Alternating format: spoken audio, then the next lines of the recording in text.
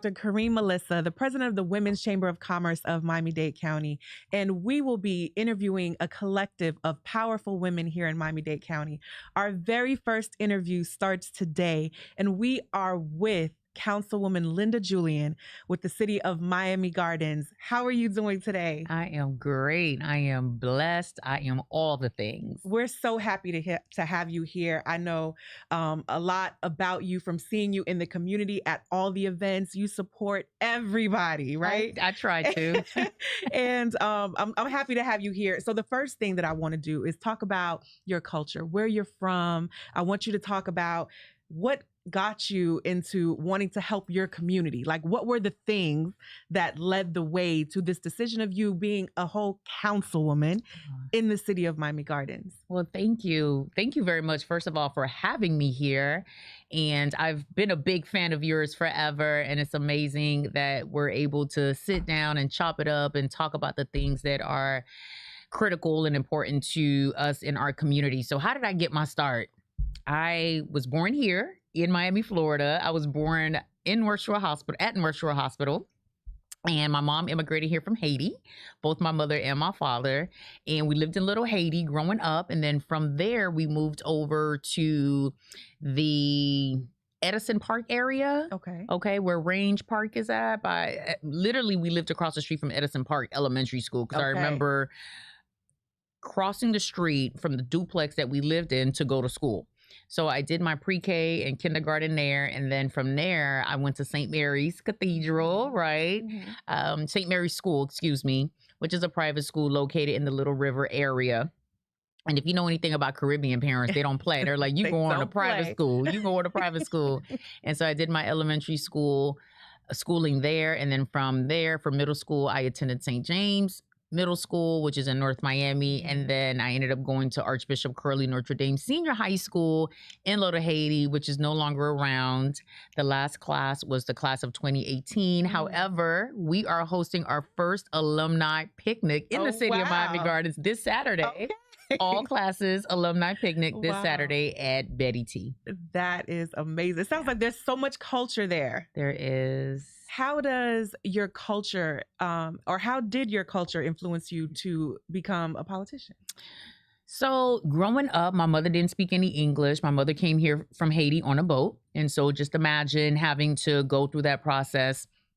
And it was a long process for her, but she did it. She did it. Today, my mother is a United States citizen. And I remember going to places and people didn't really want to help us because, you know, the language barrier. She didn't speak any English. And unless I was with her, she didn't have anyone to translate for her. My dad spoke decent English, you know, but, you know, the struggle was there. And so I remember growing up and saying to myself, when I grow up, I'm going to be that person that helps everybody. I'm going to be that person that when somebody calls my office, I'm going to help them. If somebody shows up to the DMV, I'm going to be pleasant. I'm going to help everybody, right? Because of the experiences that we had. And so I studied public policy when I was in college. I went to FIU for undergrad and FAU for grad. I started off political science. I ended up with a public policy degree because I always loved law. My mother wanted me to be a nurse. You know, it's with every Caribbean family. They always want you to be like a doctor, a nurse. And I was just like, Mom, I can't do needles. Like, I just can't do needles. And so I ended up studying public policy. I got my bachelor's and my master's, and then my very first job was with a developer in North Miami, but it was not just any developer. It was a unique deal that the city of North Miami had. It was a public-private partnership with the city of North Miami and at the time Biscayne Landing. And so I was at an event and the executive vice president saw me at this event one day and he was just like enamored by me. And so actually, let me bring it back a little bit. Mayor Kevin Burns at the time in North Miami, he was running for re-election and I volunteered on his campaign. And so I was knocking on doors. I was in the rain with him. I was holding up signs. I was telling people why they should vote for him. And it was such a great experience because I got to see how policy was made firsthand. And so Kevin Burns is now a city council member, a councilman in North Miami, but he started off as the mayor back about 15, 20 years ago. And so I got my experience with him. And here I am 15, 20 years later, now I'm elected. And so Wow. he paved the way for me. I remember seeing him work in collaboration with the Miami-Dade County public school system to build 5 brand new schools in North Miami. The public-private partnership was a really great experience for me at the time because I was studying public policy. And so it all aligned. I was like, okay, so we got a private company that is building development, but on public land. So they got to put together this 99-year municipal agreement. They pay no taxes because it's on public land. Like, there's so many different things that go into play. And here I am 15 years later as a policymaker. I have lived throughout the county. I've lived in Aventura. I've lived in North Miami. I've lived in Biscayne Gardens. But there was something about Miami Gardens that was just calling my name. Yeah. And I remember when I decided to purchase my home, I was my own realtor. So I procured my own property. And I remember telling folks that I was buying a house in Miami Gardens, and folks were like, why? And I was like, but why not? Oh, great answer. I was like, but why not? Right. And so here I am 8 years later, and it's the best decision I've ever made in my life. Wow, that's what a story. So I want to go back to the part where you said that you saw that you wanted to be the one to help, right? To be that helping hand. And when somebody calls your office, you're there. And so I'm a testament of that, such a testament of that, that when I need anything, right, in the city of Miami Gardens, you're definitely the person that I go to help along the way, right? Whether you're pointing me in the right direction or you yourself can help. I just want to say you're living true to that. Oh, Thank you for that. We're going to talk about the arts in the city of Miami Gardens. Yes. And so the arts is something that's very dear to me. I'm also the founder of Loud, Love of Urban Design. And so we decided to partner and bring this magic to the city of Miami Gardens. So let's talk about arts and culture. Why is that so important in the city of Miami Gardens? Oh, arts and culture is so important in our city because our city has often been forgotten about. So we are up on the northern end of the county. Like, we literally are right next to Miramar. So we border Miramar, we border North Miami Beach, we border Opelika. And Miami Gardens is a city that from its inception, people have expected it to fail. And we just continue to win. And so while our city continues to develop and we're building housing and we're building development and we're creating jobs, the one component that was missing was the arts. I grew up playing classical piano, so I understand the importance of arts for a child's development. That's how I got through some of my toughest moments, was just getting on that keyboard and getting on that organ and just playing and playing, right? Yeah. And allowing my creative expression to just run free. And so bringing the arts into the city of Miami Gardens is an added bonus, because the reality is that not every child is going to want to play football. Not every child wants to play soccer or baseball. Right. Some kids want to play an instrument. Yeah. Some kids want to dance. Some kids want to act. They want to go into theater. And if I didn't quit piano lessons after like 5 years, like if I had continued on with it well after high school and on into college, I would have been playing at Carnegie Hall. Okay, I would have been traveling the world. Okay. Yes, I love that. I love that. So, okay, so let's talk more about what we're doing with Loud Week. So Loud Week is described as a movement celebrating the Black and Brown creatives through immersive installations, panel discussions, fashion, and live painting during Miami Art Week. What inspired you to bring Loud Week to the city of Miami Gardens, and why is this kind of cultural expression important for the community? Ooh, so the stars were aligned. I had tried a multicultural fest. I'm all about connecting people and gathering people to celebrate each other's differences, celebrate each other's cultures, because there's so much more that unites us than divides us. And so I had like multicultural festivals, and I had done little things, and I had like Haitian Heritage Month celebration, and I'm always putting up flyers saying things like Happy Independence Day Bahamas and Happy Independence Day Jamaica, just trying to tap into the different tapestry that we have. In addition to that, I host a Miami Gardens Youth Music Festival every year because I'm into the arts when it Yes. comes to music, right?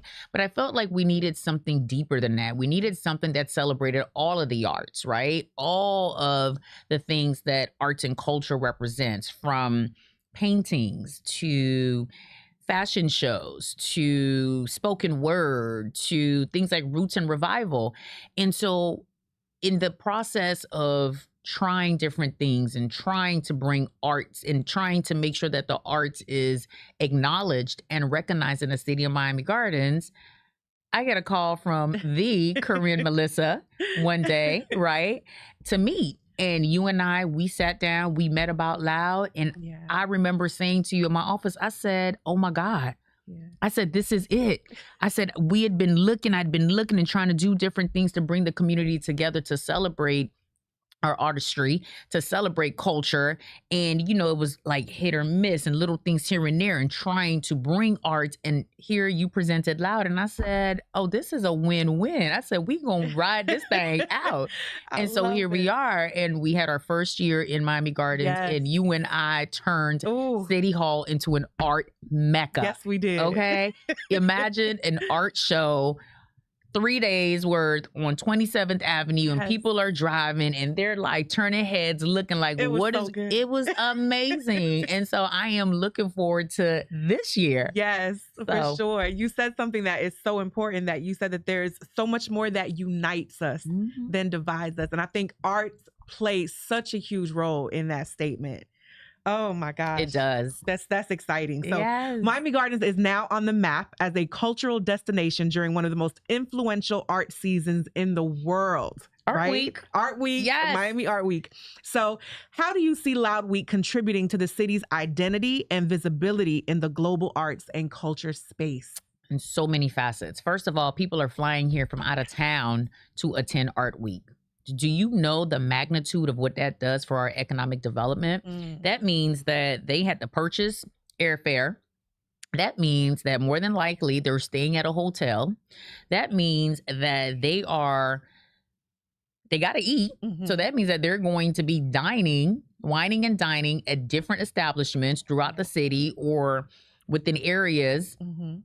surrounding the city. So that is economic development. Yeah. That is economic impact. Excuse me, not economic development. That is economic impact. That is money coming into the city that originally would not be there. And so for me, it's grand because economic development, economic impact as it relates to the arts, it brings billions of dollars into Miami-Dade County. The arts employs so many people.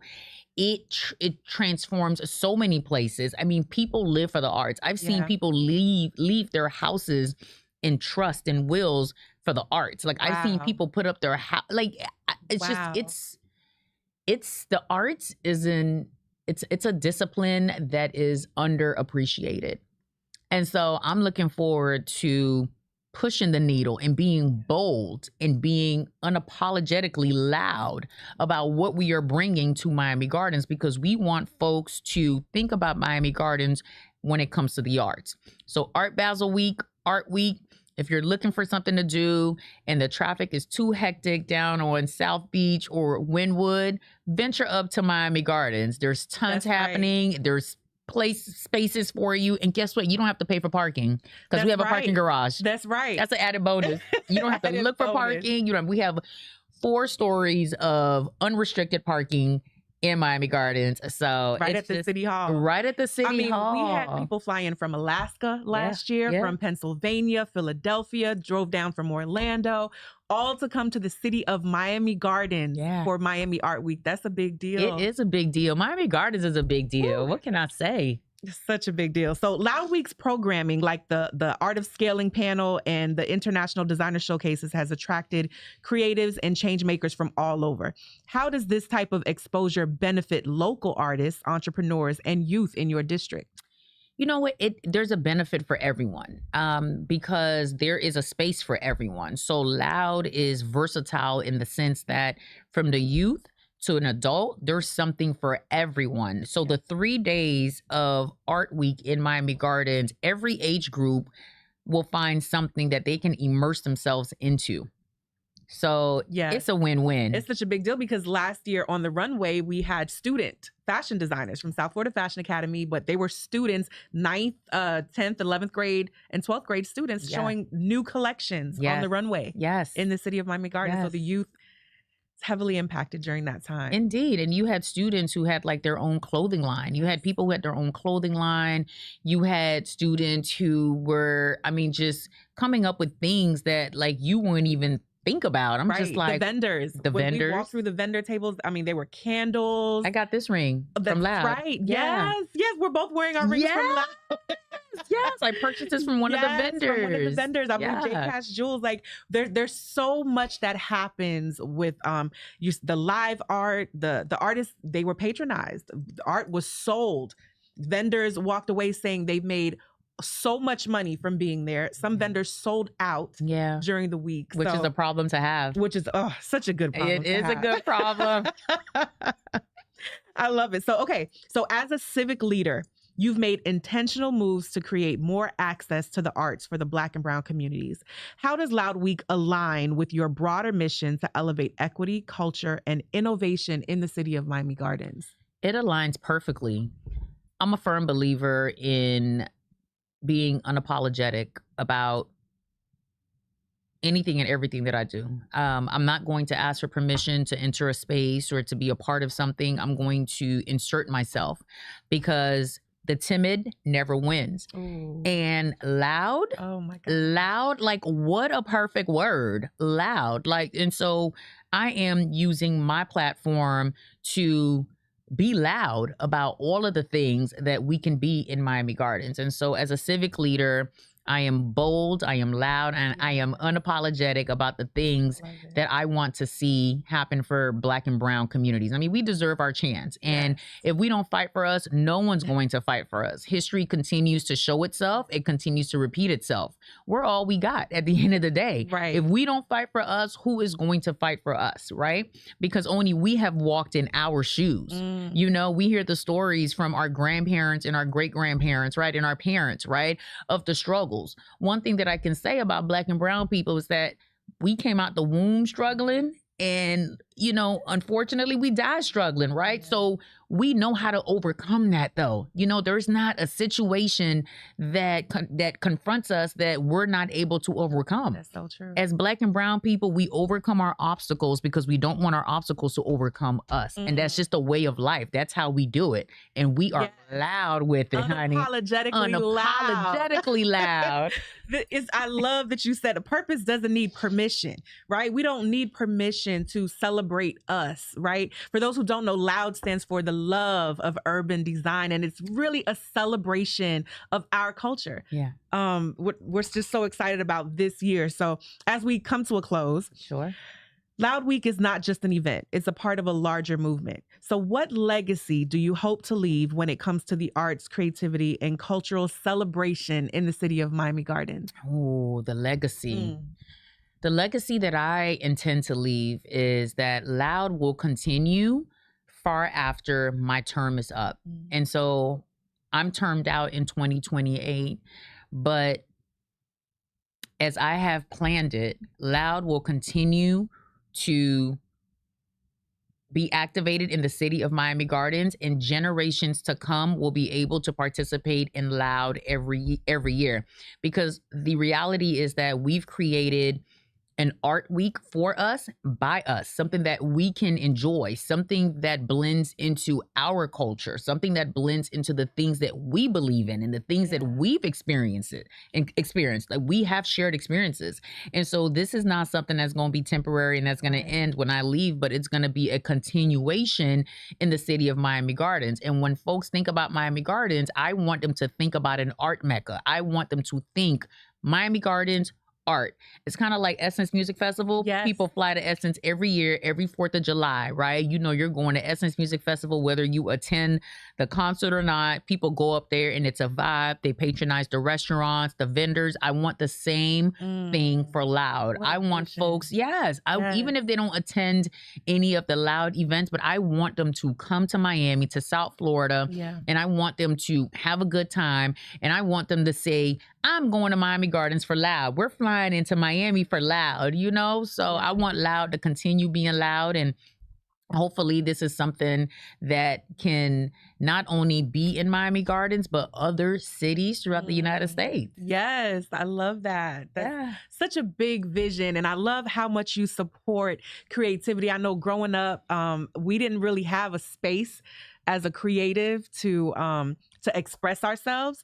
I grew up in the city of Miami Gardens. I'm a resident of Miami Gardens. And so there wasn't really space. And so just being a part of this vision with you, creating space for creatives in the city is such a big movement. And I just want to say thank you so much for believing in the creatives of this community and creating a space, allowing a space for us to express ourselves.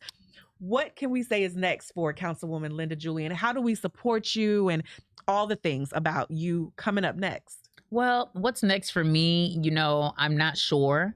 Whatever comes my way, I will gladly evaluate it and embrace it. But, you know, for right now, as I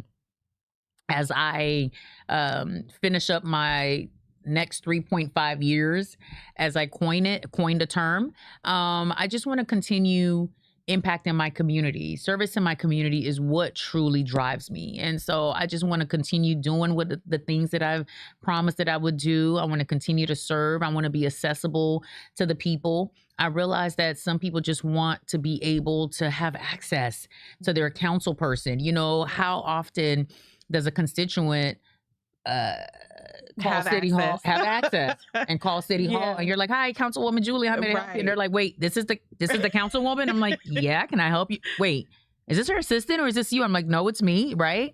Those experiences, because now they have their bragging rights. You know, they get to call their friends and say, "You know, the Councilwoman, I called her office and she answered the phone," or, "You know, I called the Councilwoman's office and she returned my call," right? Some people just want to be able to say that they have access to their leaders, and I think that that's important. I think it changes the script and it changes the narrative, because we know government doesn't really get a good rap. You know, the reputation is not that great, and people have lost hope. And so when you can instill hope back into people, it makes a world of a difference. And so for me, I'm continuing on with my agenda. I am serving the people. I'm making sure that we are living loud, right? Making sure that love of urban design is going to remain a staple in the beautiful city of Miami Gardens, and fighting for all the things that will continue to help elevate our people in our spaces. We deserve to be elevated. We deserve to be seen. We deserve to be heard. We deserve to be acknowledged. And most importantly, we deserve to be respected. Ooh, that's amazing. Everything that you just said is in total alignment with what we believe here, even at the Women's Chamber of Commerce, right? Like, we want to see women empowered, have access to resources. We want women to be heard in the community. So thank you so much for joining us today. You are such an inspiration, even beyond the city of Miami Gardens. So thank you for what you're doing in the city and what you will continue to do throughout your career. Thank you so much for being here with us. If you want more information about Loud, please visit loudweek.com. Thank you. Thank you, Councilwoman Julien, for being here. Thank you for having me, Karine. And I appreciate you. And thank you for being a great resident in the